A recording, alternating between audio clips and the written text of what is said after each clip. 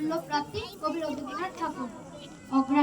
অঘ্রাণে শীতের রাতে নিষ্ঠুর শিশির খাতিয়ে পদ্মগুলি গিয়েছে মরিয়া, সুধাম মালির করে কাননের সরোবরে একটি ফুটেছে কি করিয়া, তুলে লইয়া বেচিবারে গেল সে প্রাসাদ দ্বারে, মাগিল রাজার দর্শন।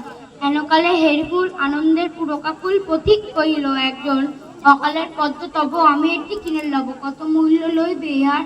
ভগবান বুদ্ধ আজ এসেছেন পুনর্মাজ, তার পায়ে দেব এই উপহার। মালি কহে 1 মাসা স্বর্ণ পাবো মনে আশা, পথিক চাহিল তাহা দিতে। হেনকালে সমাবেশে বহু পুজো অর্ঘ বহে, দ্বিপতি বাইরে আচম্বিত। রাজেন্দ্র প্রসেনজিৎ উচ্চারিত মঙ্গল গীত চলেছেন বুদ্ধের দর্শন।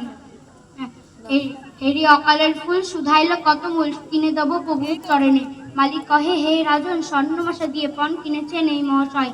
10 মাসা দেব আমি, কইলেন ধর্মের স্বামী, 20 মাসা দেব পান্থ কয়। যোহ কহে দেহ দেহ হার নাহি মানে কেহ, মূল্য বেড়ে ওঠে ক্রমাগত।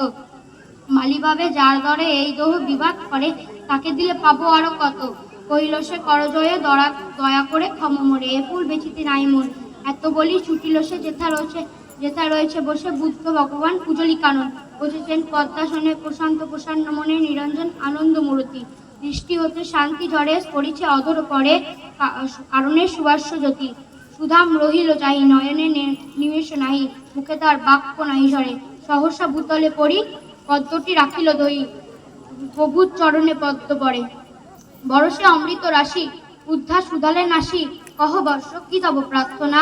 ব্যাকুল সুধাস কহে প্রভু আর কিছু নহে, চরণে ধুলি এক কণা। নমস্কার।